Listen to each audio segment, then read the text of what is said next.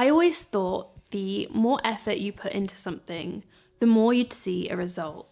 So whenever I wanted something, I would set a goal, I'd read as much as I could from everyone else who's done it already, and I would work so hard and do all of the right things.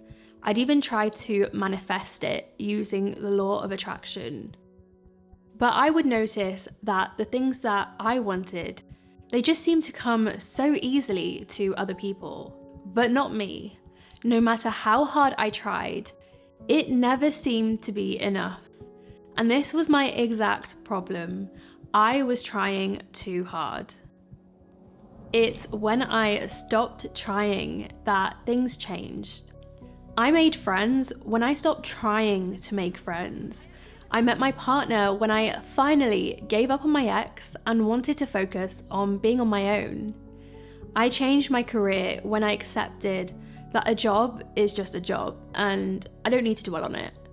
My skin improved when I stopped trying to find more ways to improve it. I made more money when I wasn't obsessing over my bank account.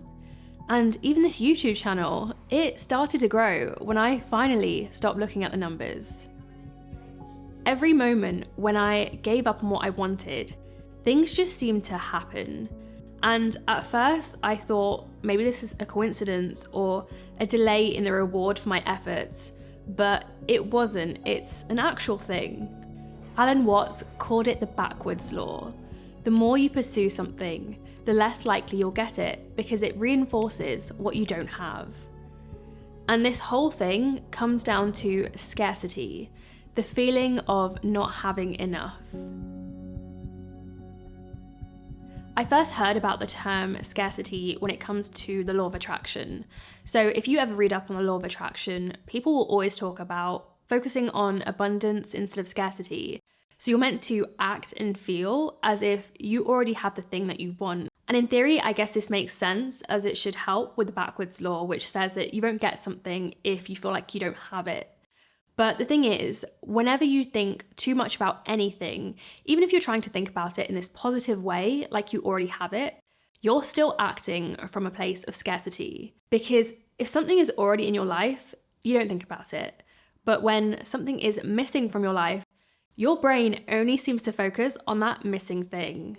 So it's kind of like when you have a cold and suddenly you realize how grateful you are for when you don't have a cold and you can breathe normally through your nose, but then that cold goes away and you don't think twice about it. This is what scarcity is about, and it's not even a law of attraction thing, it's something that actually really affects us. There's an entire book about it because it really does change our brain. Whenever you feel like you don't have enough of something, 3 things happen. You get tunnel vision, and all you can focus on is what you don't have. In the short term, it's actually a good thing. You're in a tunnel, so you can be more focused. And that's why you have those people who leave their work until the last minute, but they still finish it. They're scarce on time, so they enter the tunnel and they just get it done. But long term, it's not a good thing because you can't see outside of the tunnel. So you miss opportunities, you lose track of time, and you neglect everything else. You get a reduced mental bandwidth, which is the equivalent of being sleep deprived. It lowers your IQ and it affects your ability to make good decisions.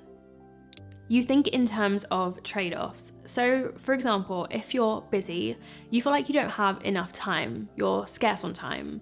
So that means whenever you're doing something, you're thinking about all of the other things you could be doing instead. And in that way, really basic things like going for a walk or just watching TV, they become luxuries that you can no longer afford.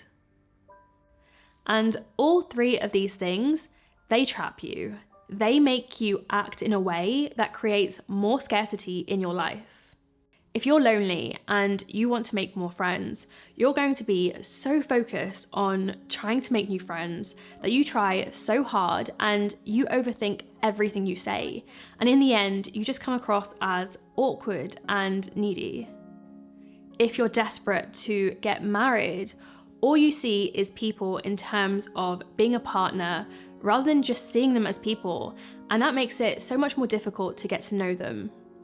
If you're constantly busy, you'll always be rushing and cramming, but in the end, you're always going to be playing catch up. And if you're struggling with money, then you'll find ways to make things better in the short term, but often you'll borrow from your future, which makes you worse off. This all sounds pretty crappy, and I think it's a lot worse because whenever you're in the tunnel, you also become hyper aware of the people at the end of the tunnel.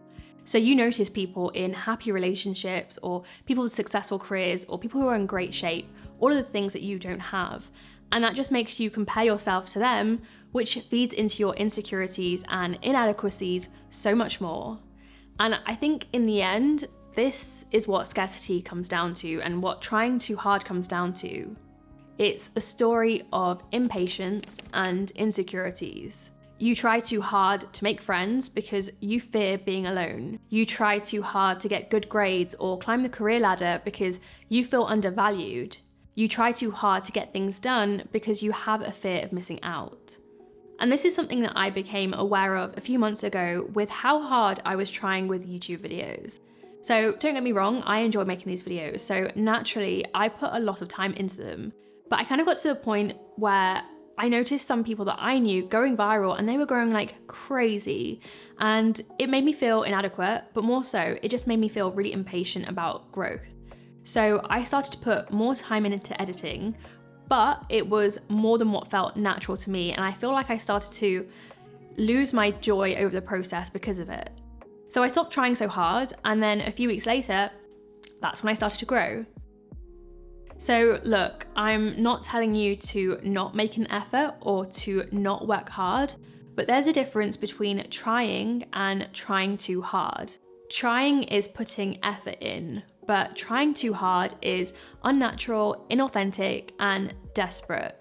And desperate energy puts everyone off. But once they smell your desperation, they won't respect you and you'll never get what you want. So how do you try without trying too hard? Let's look at Carl Lewis for this. So Carl Lewis won 9 gold medals, but he was never in the lead throughout his races, even though he would end up winning. So how did he win? Did he save all of his energy for right at the end and then go full throttle? No. He actually kept this really steady, relaxed pace throughout the race. He didn't even give 100% to the race because that would tire him out. Instead, he gave 85%. This is the 85% rule. And without realizing it, you've probably already experienced this. You do your best work when you're not trying to. You have a great conversation with someone when you're not forcing it. You eat more healthy when you're not focused on a restrictive diet. In Chinese philosophy, they actually have a concept called Wu Wei, which is loosely translated into trying not to try. The idea is we shouldn't force things, we shouldn't fight against nature or the universe. Instead, we should let go and let what is be. Nature does not hurry, yet everything is accomplished. This isn't about not wanting things, and it's not about not taking action. It's about detaching yourself from the outcome and knowing when action is no longer needed. It's about finding ease instead of pushing against friction. It's about taking that step back with confidence instead of throwing yourself in with desperation. So, in a world that is constantly telling you to do more, consider this your gentle tap on the shoulder to tell you you're doing enough. You can stop trying so hard now.